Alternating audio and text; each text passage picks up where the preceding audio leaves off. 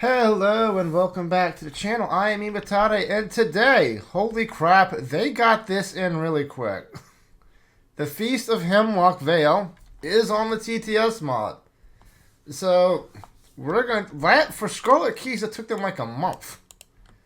Like, this they just spurted out really quick.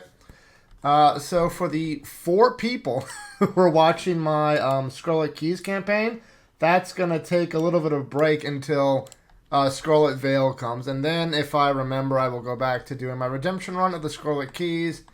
But let us forget about that. Investigators. We're going to have running 2 investigators, as per usual. We're going to have, however the hell you pronounce his name, he is going to be running a Blessed Curse deck. I am probably going to pilot this horribly, but, you know, it should be fine. And we also have Wilson Richard, who's going to be the main fighter. And I am much more confident that I'm going to pilot this decently than I am the other one. Anyway, let's just get right into it, shall we? Additional rules and clarifications.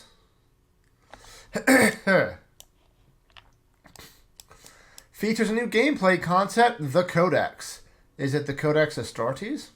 During the campaign, some cards may direct players to read a specific codec entry. While playing, keep the campaign guide on hand for easy reference. Certain locations, characters, enemies in the feast have codex entries marked with that symbol X. To read a character or location codex entry, you must pay all costs on this ability first, then turn to the current scenarios or prelude codex in this campaign and resolve all the attacks. Each codex entry cannot be resolved more than once per scenario or prelude unless otherwise stated. When resolving a codex entry, the player who triggered that entry resolves all effects. If it's unclear who triggered the codex entry, the lead investigator resolved the entry. If a codec instructs players to put a named set-aside resident into play, put that character into play with their story asset side face up unless otherwise stated. A resident whose name is crossed out in your campaign log cannot interplay during preludes or scenarios. Oh, God, we have characters. That's annoying. I hope we don't have to deal with... We're going to have to deal with civilians, aren't we? While resolving a codec entry for a specific character, you may only read a single section for which you meet the requirements. If you do not meet the requirements of the first section of a codec, skip to the following section. Only refer to the character's notes and relationship level in your campaign log unless otherwise stated. After resolving a codec entry and making any change in your campaign log, resume play.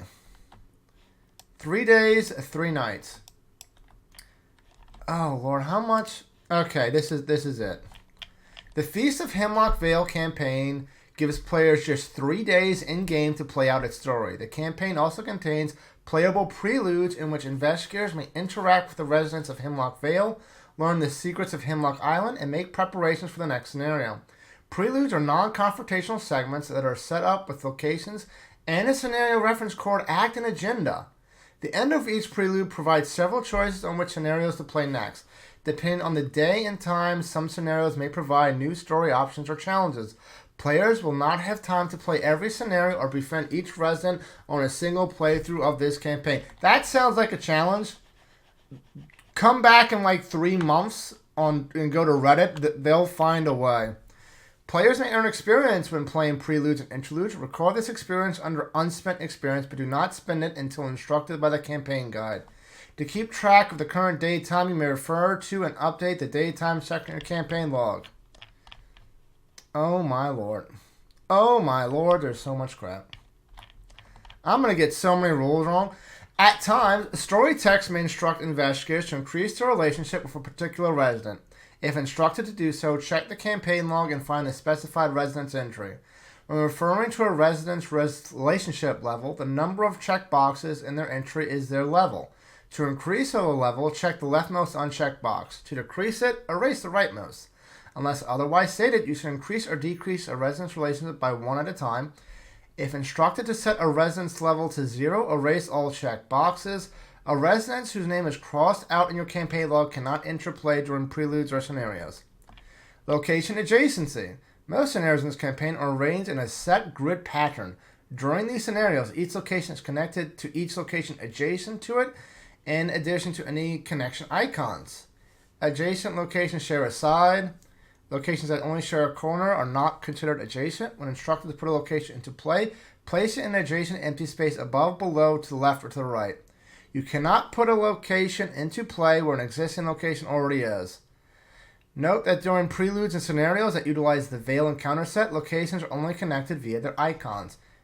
Alert is not a new keyword. What are you talking about? That's an evergreen, isn't it?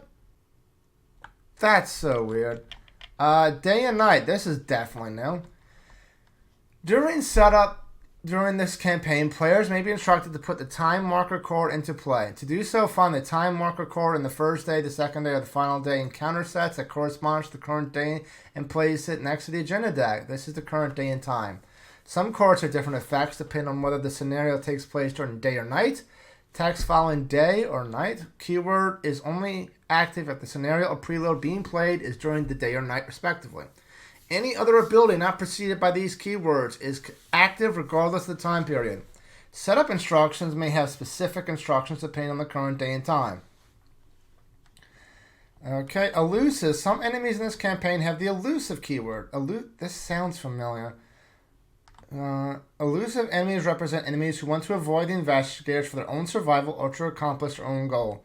If a Reddit enemy with the elusive keyword attacks or is attacked, after the attack resolves, the enemy immediately disengages from all investigators, moves to a connecting location with no investigators if possible, and exhausts.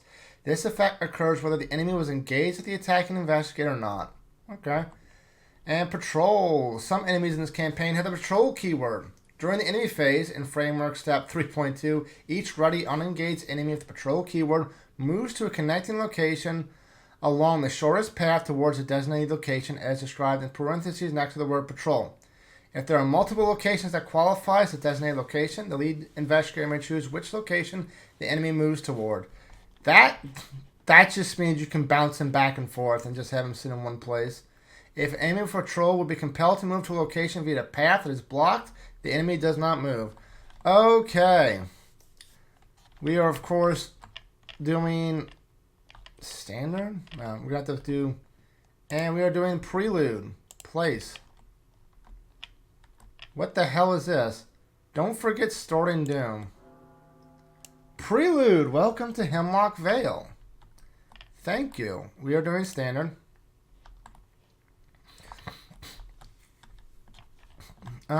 That's the hell.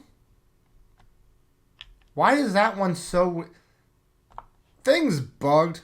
Anyway. Intro, June 1926. Miskatonic Survey, June 1926. Members Marquis, Musgrave, et al. After 3 separate reviews by Miskatonic University's Board and Grant Committee, we have reached Hemlock Isle. Our driver took us around a natural land bridge they call Causeway, only traversable at low tide, to a small fishing village called Arkham. Bertie showed the locals several sketches and photographs of the alkaline blossom, but the locals would have none of it, or maybe none of him. Bertie is exceedingly chipper. The survey consists of myself, my assistant Bertie Brucegrave, and some contacts of Dr. Armitage. He insisted they accompany me as part of the terms of the grant. I just hope they don't get in the way. The island is private property and has been off limits to visitors for some time, until now. The locals are advertising some kind of festival throughout New England, even as far south as Boston and Arkham. There were no lodging in Aquan, and according to local rumors, camping on the island is a risky affair. The locals were unresponsive when I pressed further, but I was at least able to procure a map of the island as well as some basic supplies. We were all but resigned to pitching a tent west of Aquan, but when we met a young man named Theo who offered us lodging in a village named Hemlock Vale. But really, I think you're gonna love it here, Theo shouts from the truck window. Dr. Marquis, athletic and well-tanned at 40, closes her survey journal and looks up at the sky.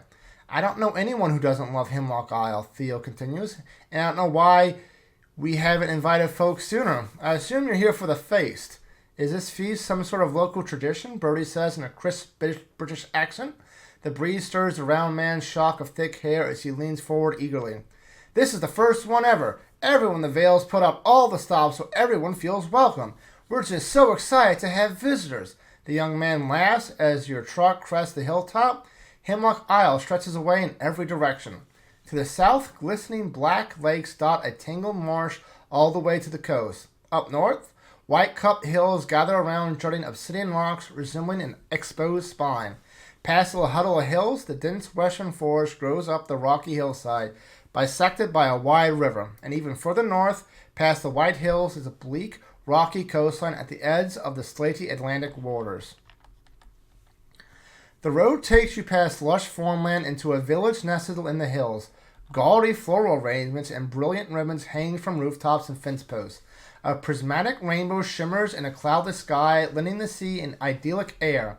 As the truck rolls to a stop in the crossroads, locals and children in white gold cloaks and wooden animal masks gather around you, grinning from ear to ear. Wilkinsman, an imposing woman with steel gray hair and white gold cloak, cuts through the crowd. Welcome to Hemlock Vale. I am Mother Rachel, and these are my people. What brings you here? The investigators must decide. We're here on a survey from the Miskatonic University, or we're here for the feast. Let's be honest. We are, while the feast is a nice little go, like, I ain't saying no to the feast, but we are here on business. You introduce yourself and the members of the survey by name, along with your backing from Miskatonic University. Dr. Marquis leans heavily on her cane as she extends one hand to shake. Add a tablet token to the chaos bag for the remainder of the campaign. We're just starting off on it, are we? And then intro 4. Mother Rachel's friendly mask breaks for just a moment as she registers a response. Surveyors, I see.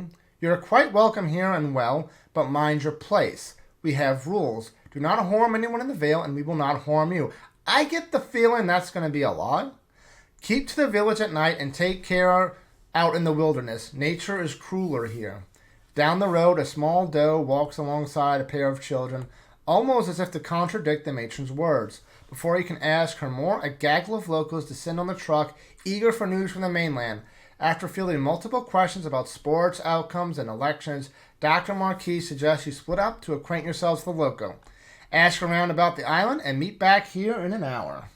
Proceed to set up page 6. Oh, this is new. There's a frickin' map of everywhere we're going to go, apparently. Gather all cards, put the day 1 time marker into play.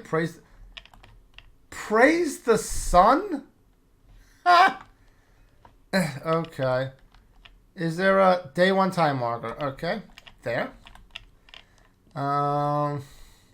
Put each location into play on today's side according to the location. Note that during the prelude, locations are only connected via the location's connection icons. Each investigator begins play at the crossroads, which is the middle. Okay. Set each resident aside out of play. Place doom on the agenda equal to number of investigators, which is 2. Are these... Where are y'all in here? There are the residents. Oh, Mother Rachel. She's a sweet little lady. I'm sure she won't do anything evil to us. You are now ready to begin. Preludes in this campaign require investigators to set up a map, act an agenda deck, and play much like they would in traditional Serio. Hemlock Vale is generally a safe place. During these preludes, there is no encounter deck. That means the investigators cannot use abilities that interact with the encounter deck in any way. Understanding the residents' wants and needs, as well as where they go during the day, is key to building trust with them. Your relationship with each other influences the story and will earn rewards and experience in later preludes. Hemlock Vale is a good place to stock up on supplies. At the end of a prelude, each investigator keeps the following. Cards in hand up to their opening hand side. Note that investigators do not take a traditional mulligan for day 0 scenarios, or day scenarios. Resources in play up to their starting resources. That doesn't seem like who cares? Well, I guess during the night we don't get our starting set up. So that's whatever. A single asset in their play area that does not normally start in play, and all clues. And this is the codex. Okay. We are... I don't know what I'm doing. Do we draw? It says we don't do a traditional mulligan. Okay, look, this is the only thing that is said anywhere that says note investigators not take a traditional. Well, I haven't read the acting agenda yet, have I? Agenda 1A. Welcome to Hemlock. The Miskatonic Survey is staying in Hemlock Vale and making preparations for today's expedition. The more the locals trust you, the better you understand the nature of Hemlock Isle. When you draw a weakness, cancel its revelation effect and discard it. Act 1A, dawn of the first day. The village brims with excitement. Children play along the roadside wearing animal masks, while others hang gaudy flowers on eaves and along fences. Investigators cannot take damage, horror, or be defeated. Objective, befriend the locals and prepare for your first survey. Refer to the rules on page 6 for more information on the preludes. I am going to assume, we're going to go by the Grim Rule. The Grim Rule is Arkham Horror is if you don't know a rule, you have to rule it as in the worst possible way for you at the time. So we're going to say we don't have anything in our hand. We don't start with any resources. And we're just going to play like that and see how it goes. So we both begin in play at the crossroads. As an action, we can ask about the locals. If there are exactly 1 or 2 investigators in the game during your turn, move as a free action. That's pretty cool. So, we're going to let this weird looking guy go first. He's going to do the action. So, Codex 10. Codex 10, the crossroads. Dozens of workers bustle around the base of a large tree in the center of the crossroads. The many faces of the tree leer down at you with myriad expressions, some laughing, others pinched in grief or terror. Each expression is grotesquely exaggerated. When you ask one of the nearby carpenters about the tree, they pause to consider their words. This tree is the effigy, a likeness of, well, maybe it's best not to think of it as a heavenly spirit, the same spirit that lives on in each of us.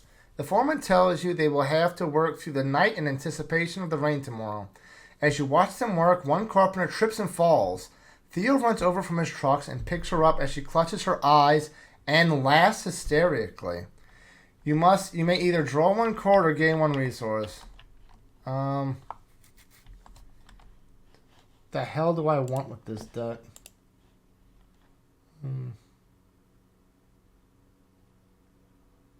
I think we're going to draw a card. Spectral Razor, that's a pretty good one. Anything else happens? Search the set-aside resonance encounter for Theo and put him to play at crossroads asset side face up. There are 11 residents.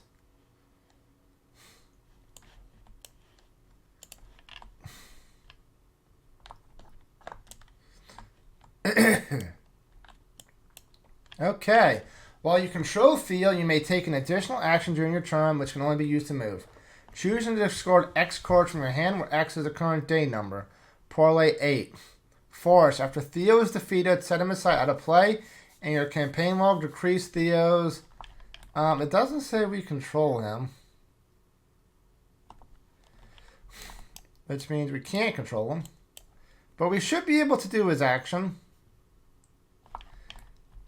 We could just discard the Spectral Razor to do the parlay. You know what? We're going to do it. Discard this. It's day 1. So we can only have to discard 1 to do parlay 8. Theo Peters. Hold on, Theo says to the worker, pressing a cold cloth to her forehead. After another pained laugh, she passes out. You ask Theo what happened. It's kind of like a heat stroke, except more like you sort of work yourself into a good mood and then it's, well, he sighs. I don't really know what it is. Sometimes people just get sick. Several locals carry the worker away to a nearby shed. After some banter, you ask Theo about any good areas to survey local wildlife on Hemlock Isle. He smiles broadly. My sisters and I saw the biggest horseshoe crab on Aquin Shoreline. I don't know if it's still there, but I swear it was the size of a buggy. I have some family business in Aquin if you want to tag along. You may immediately move to any location, Increase Theo Peterson's relationship level. Okay. Prelude notes. Treat the beginning of the prelude as if you're starting a scenario for the first time. So you draw, set up, etc., and you treat the opening of the next scenario as if you just flipped an act and had to do an additional setup. Okay. Would be nice if that was in a game somewhere. Okay, so before I do that, draw 5. 1, 2, 3, 4, 5. Haha, this would have been discarded, idiot. Wait, is this? It's not a revelation test. So I can't. Oh, son of a butt. Oh, it says cancel its revelation effect and discard it. I'm going to assume I still get to discard it. So that was that. Would I have still discarded Spectral Razor is the key. After you play, I probably would have gotten rid of Spectral Razor. I think Armageddon's pretty good. What this? Before you play, you may discard any number of cards from your arcane slot. Deal X. Now Explosive Ward. Fuck that. Okay. And then Pete. We are not going to do a mulligan, though, just because of this line that says you don't take a normal mulligan. So we are not going to mulligan. Okay, he gets all... he gets his good shit. Okay. So he can move anywhere. Everything... Oh, we're going to do some conservation and go to the one location where we're not one walk away. Hell yeah. I'm smart. And he's going to go to Vale Schoolhouse. As an action, he can search the school library, and he can search for a tome asset and draw it. Does he have a tome? He does have tomes. His signature card is a tome. He's going to do the act. We're just going to do codexes. Codex 15. Let's go.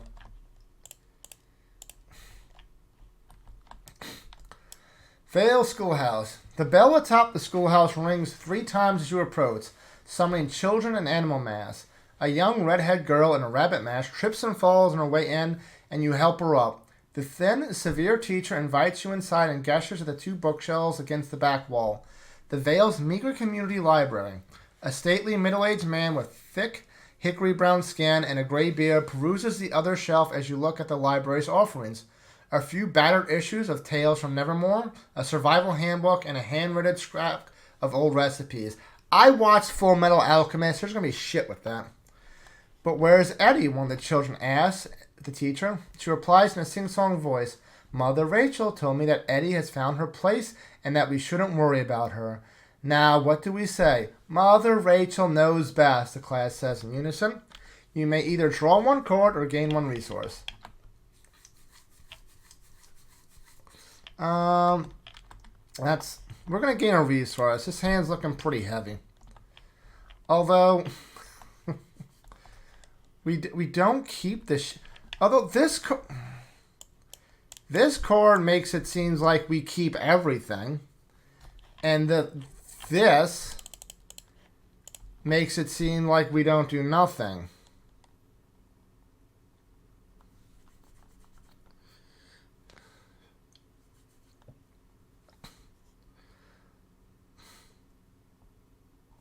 Well, we don't... I don't know. Also, something else. Search the satellite residence for William Hemlock and put him into play at Vale School Shore. Okay. There he is. Oh, he's a wisely old man. While you control him, you get +1 book. Parlay, test 2 book if you succeed this. Force after he's defeated. Yeah. Okay, that's it for you. And then it's this dude's turn. Hold on. I need resources so I know what I did. I did that one. I did you. And I did you. Okay. So, we're going to do the quick reaction to...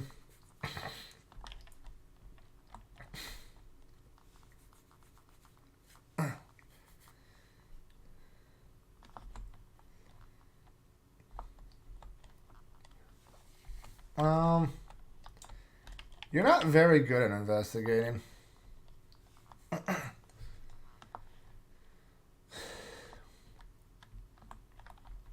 We're going to go this way. 1 action to move up. No action because only 2 investigators, so move as a free action. So first action, approach the overgrown chapel, Codex 11.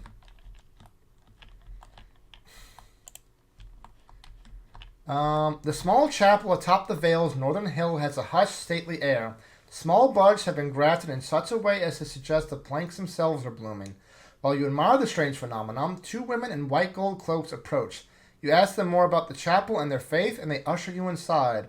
A stylized quilt at the back portrays a warped, mini-orned mythological being with numerous eyes and wings. We built the chapel some 20 years ago, but it didn't see much use until a revival. Mother Rachel has always called us the children of the stores. I suppose this is one such store. The two women go silent as Mother Rachel enters the chapel. I made to draw a cord to gain a resource. With an emergency cash in hand, we're going to gain a cord. Oh, also there were some cords that have not been imported for some reason. I've used these as a placeholder. This is a placeholder for the cord matchbook, which is a red cord, uses 3 supplies. If there's no supplies, discard it. As a reaction, during any investigator's turn, exhaust matchbox and spend 1 supply.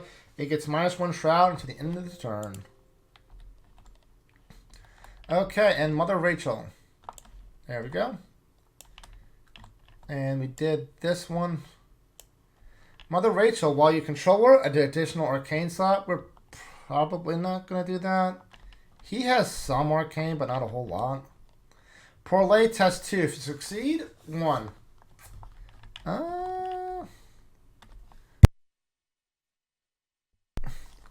I probably should have picked the bitch who did all the parlay shit.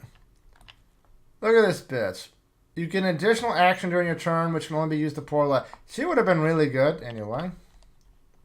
Do I just test 1 up? What's the bag looking like?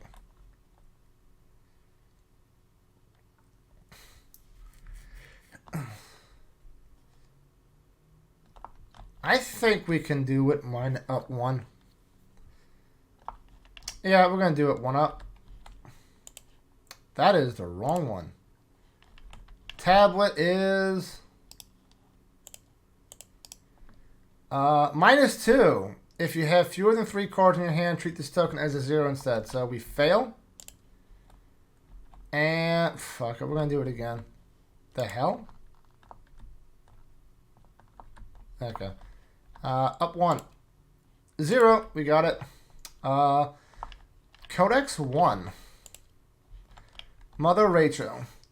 What are the children of the stores? Mother Rachel echoes your question, bemused. Dust swirls in the harsh light through the intricate stained glass.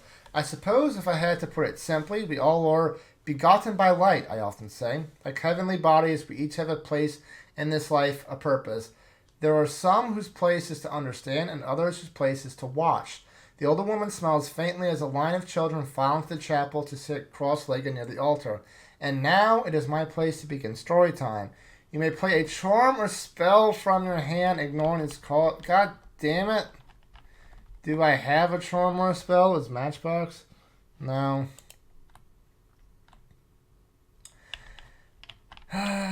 Oh, that's a spell. That would have been nice. And we can't do that again. Yay. Okay, and that is it for that. Doom goes to 3 to 6.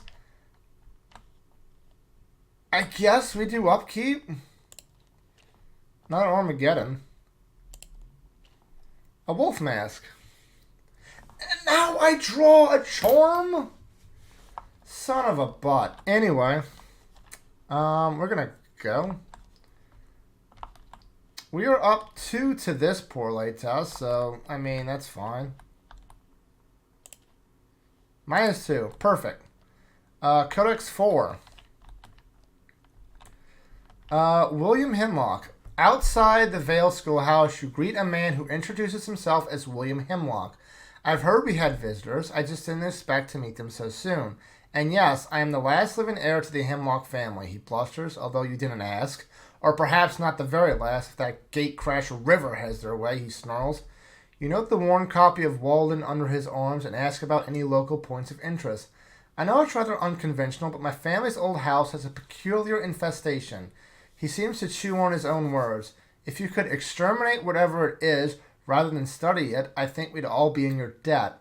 Search the top 9 cards of your deck for a tome or talent. Add it to your hand. Okay. He probably has one. Hey, there's a tome. Diabolical Luck. It is neither a tome nor a talent.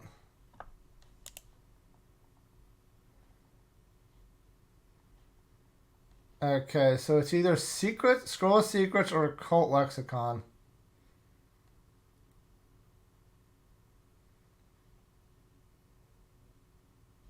We'll do Scroll of Secrets. Whoop. Shuffling it anyway. We did him. Increase William Hemlock's level by 1. People like us. That was one action. Second, I can go here and heal a horror. I'm going to do that. Second action, move here. Third act, we're going to do the Codex first. Codex 9. The Boarding House. Blossoming garlands hang from every eave of the boarding house. A succulent smell wafts out the front door. Meat pies and beer brewing, the proprietor introduces herself as Miss Olmsted and offers you a room.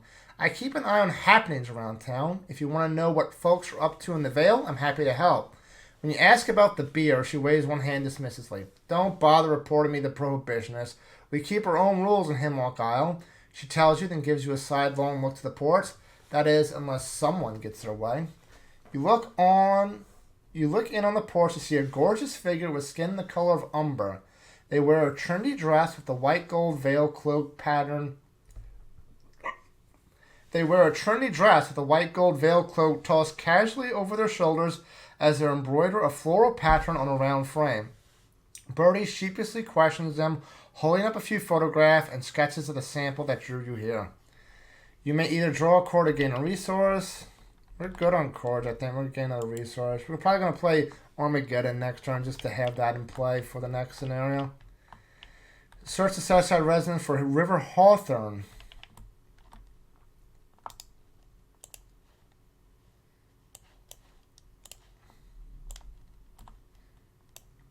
Oh, that's over here. Test 3, book, or 3 will. If you succeed, 4. Okay. That's it for you. This dude's turn.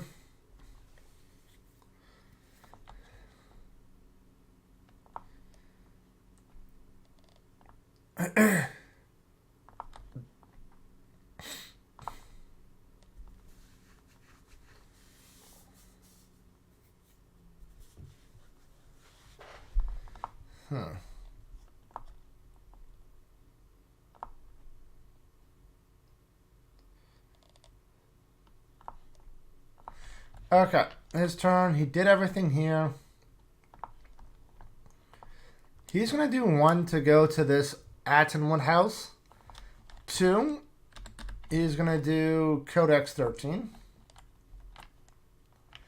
The Atwood house. The old Empire-style manor is handsome at a distance, but looks faded and worn as you approach. An old woman with smoky brown skin and ashen complexion sits in a wheelchair at the entrance. Her hands shake as she lets out a weak cough. It's time, Sylvia. An elderly man emerges from the house and starts when he sees you. Oh, visitors already? You can call me Brother David, and this is Sister Sylvia. I'm Mother Rachel's husband. We're so happy you're here. As she pushes Sylvia inside, you hear rustling branches around the side of the house. Draw a card to gain a resource. We're going to draw 1, 2, 3, 4, 5. We're going to gain a resource, I guess. Where is it? There it is. Search the Southside residence for Simon Atwood and put it into play.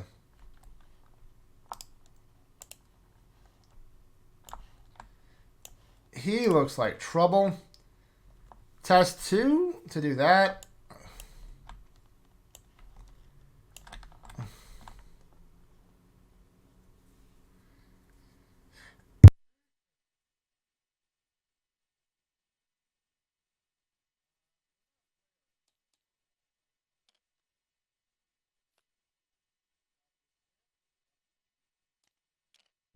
We played our shovel for our last action. Upkeep. Kohaku gets an Arcane Initiate. This dude gets Tetsuo. Although, Doom goes to 4 to 6. And back to us.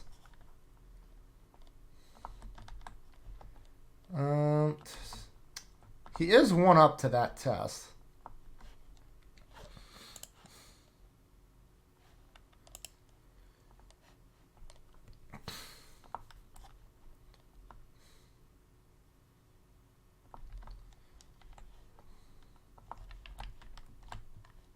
We're going to pay 1 to put a mask into play. Then we're going to do this agility test. We're going to spend a charge to get +2. So we're up like a bunch. 0, didn't even need it. So that is number 3.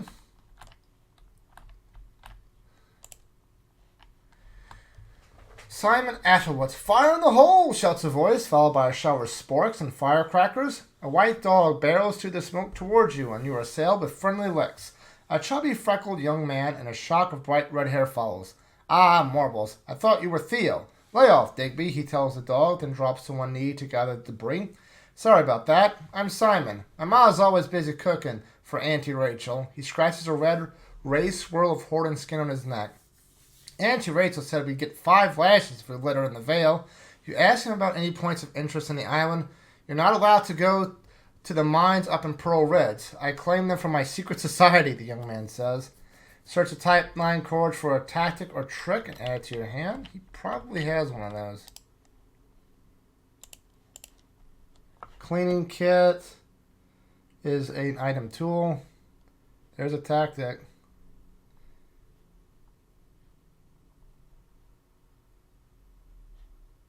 Okay, we're going to get that. Okay, so we moved, we did that, so that's 3 for you. Okay, now it's this guy's turn. I take it back, we're probably not going to hit, not for the first scenario. We're going to spend 1 action to play an Armageddon, just to get that out.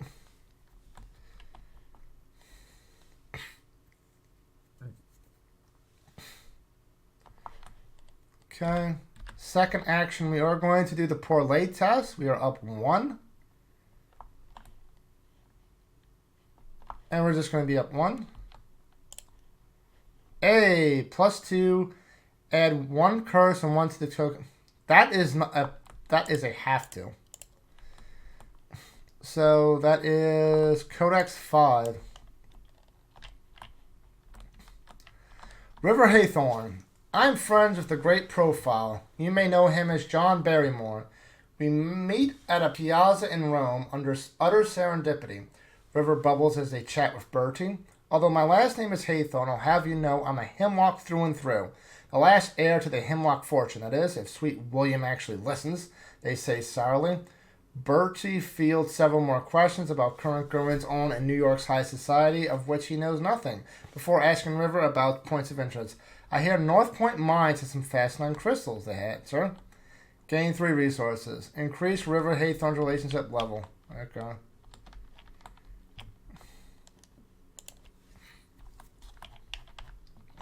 Gain 3, it's not going to be good.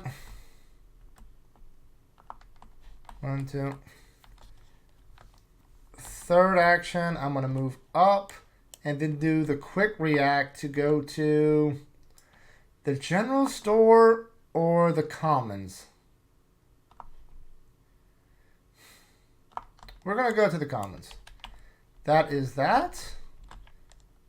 Doom is 5 out of 6. Yeah. 5 out of 6. Upkeep. Guts. Unexpected courage. And let's go. Let's ramp. Wilson's going to move down for 1. Then he's going to action discard Gravedigger's Shovel to discover 1 clue. Just don't even risk it, right? We discovered a clue, so Codex 12.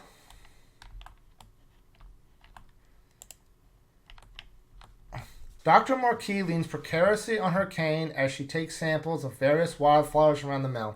Take a look at this. The professor holds out a sample that looks like a blend of brilliant violet, trillium, and lupine flowers spliced at the stem. It's similar to the strange blossom that prompted the survey. Monopodal with dozens of different expressions, but no evidence of grafting. It grew naturally. You ask how this is possible, and the professor grins. It isn't, which is exactly why this survey is going to make my career. As you leave Dr. Marquis to her sample collecting, you spot a sturdy, well-built woman in overalls working the field. Draw a core to gain a resource. Either way, we're going to have to disgorge shit. So we'll gain money, I guess.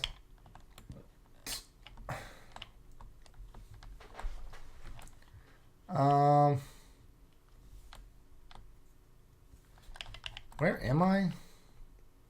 Oh, no, 12. All right. Look for Leia Atwood. Hi, Leia. Test to fight. If you succeed, do this.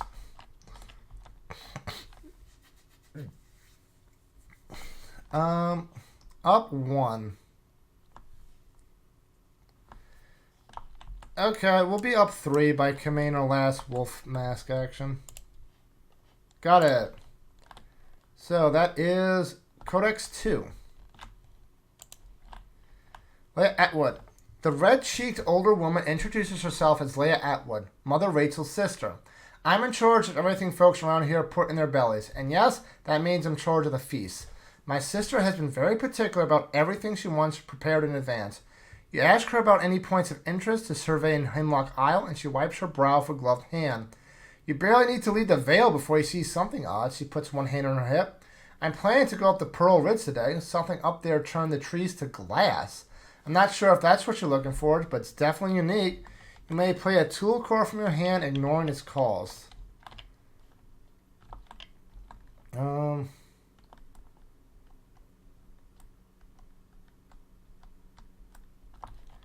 I could just get this out.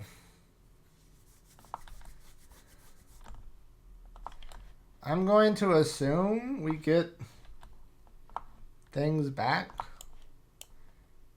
Okay, we'll just put that out. Very nice. And that's it for him. Last action for this guy, he's going to check the commons.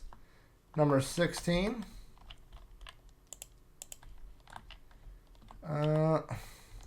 Welcome to the Vale. A young woman with a bob cut greets you as you enter through the double barn doors. It's been so long since we had visitors. One thing you gotta know about the Vale is that we do most everything in the commons. I know Sister Leia is planning a community dance tomorrow evening. Hey Gideon, no smoking inside. The woman barks at an old man in a long blue sailor's coat in the corner. He stands up and hobbles outside, grumbling. You notice the corkboard on the back wall is pinned with children's drawing of plants and birds with extra teeth, eyes, and limbs. The woman breaks your focus. If you ever want to call for anyone back on the mainland, or, send a gift to a special someone in the village, I'm your girl. You can call me Martha Jean. Search the top 9 cards for an ally deck. Ally and add to your hands. Might as well. Got the double arcane issue. Let's go. Shuffle. Search for Gideon Mizra.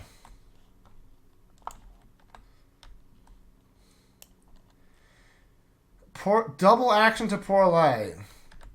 Well, either parlay or the Tad's journal. We're going to do the double action to parlay. This will be the last thing. Action 6.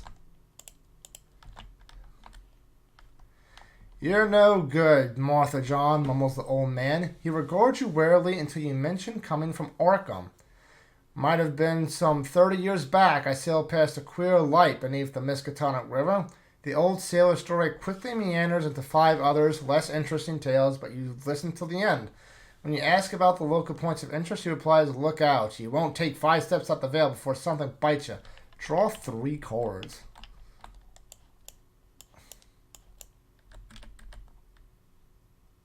Okay, and increase his thing. Okay, let me upkeep. Then we discard. 1, 2, 3, 4, 5, 6, 7, 8, 9, 10, 11. We have to discard 4 freaking cards. 1, 2, 3.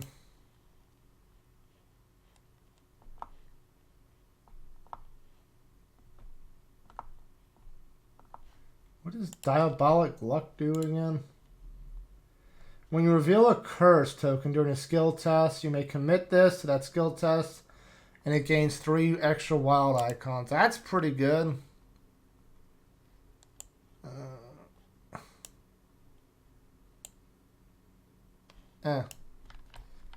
Okay, and then he does the same thing. He's going to have to discard 1, 2, 3, 4, 5, 6, 7. No, he's up to hand size. And Doom goes to 6. Birdie approaches absolutely winded. Dr. Marquis requests your immediate presence. He helps bite into your conversation, and believe me, she will not like it if you're late. Each investigator resigns. Resolution 1. I want to flip this so bad, but I played the circle and Dawn. You're not supposed to flip this. So, Resolution 1. You meet Dr. Marquis and Birdie back at the crossroads after you each share some possible leads for the survey. The professor lays out the map of Hemlock Vale. I didn't expect the village to be so religious, says Dr. Marquis. Birdie lights up in response. They almost seem to be living in some transcendentalist ideal. I have no idea what they actually believe, mind you, but they seem friendly enough. You don't expect to be religious? This is set in the 1920s. Everybody was religious back then. Idiots. Friendly is a word for it, Dr. Marquis smiles grimly. We have a good 3 days before the island is overrun with tourists. I hate tourists. That sounds rather ill-natured given the celebration, Bertie ventures. Dr. Marquis gives him a withering look. What I mean is that they'll disrupt the local habitats so our time is limited. We can split up to cover more ground or we can stick together.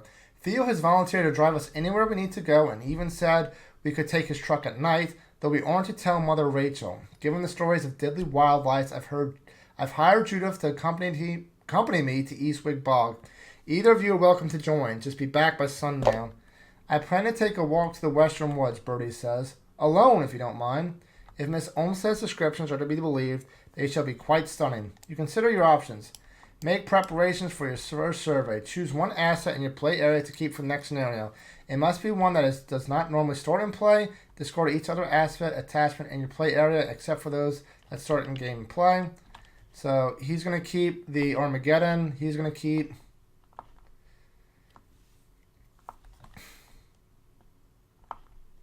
I mean, I kind of just want the mask, honestly.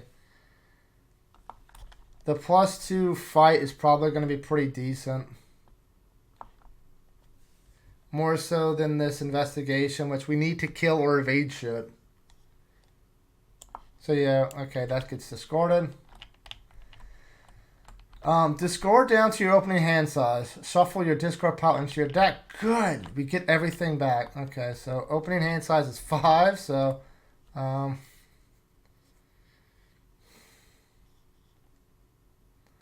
I guess I'll keep a book. 1, 2, 3, 4. This seems good considering.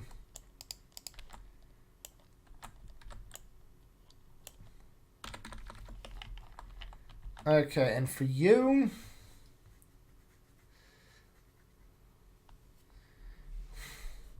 I think we'll keep Tetsuo. Without having that thing in the... Without having anything in the graveyard, I think we're going to get rid of both the push to the Lux. 3, 4, 5... One more. What does Matchbox do? -1 Shroud. That seems pretty good. Without a tool or a weapon, we'll get rid of that.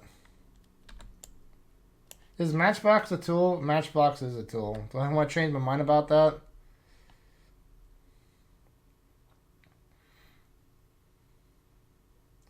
Not without a second tool or thing, yeah. Okay. Discard down to your starting resources. Lost 5 resources there and 3 there. Explore the Isle is allegedly dangerous. Add 1 auto-fail token to the Chaos bag for the remainder camp. It wasn't in there? It wasn't. Okay. When setting up the next scenario, skips steps 1 to 8 of setting up the game on the rules reference.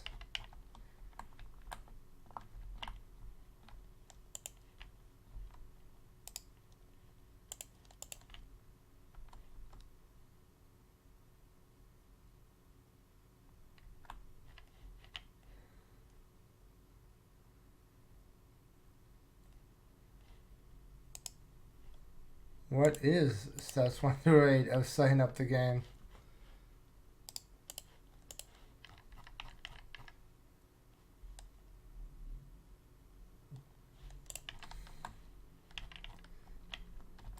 Oh, is it this one?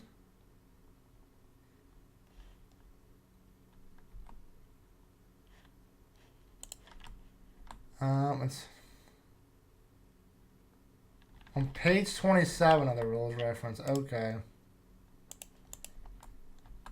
Here we go. So it's, what is it? 1 through 8. So, we don't choose investigators. We don't take damage or horror. Assemble and shuffle. Assemble the token pool. Assemble. Okay, so we don't remove the blesses and curses. Okay. Got it. The investigators must choose where to survey today. You will have the opportunity to survey multiple areas of the course. To the north, the abandoned North Pint Mine lies empty and overrun with strange wildlife. To brave this dangers of written in rock, turn to page 10. To the south, the old Hemlock House is said to be host to a strange infestation. The devastated Pearl Ridge up northeast, covered in a persistent layer of white ash. Northwest is Aquan, a dwindling settlement of Abacani and mariners on the desolate coastline. And Dr. Marquis believes Eastwood Bog to the southwest may be the origin of the sample that drew you here. Okay, well, I'm going to think this over for a bit. And until next time, I will see you then.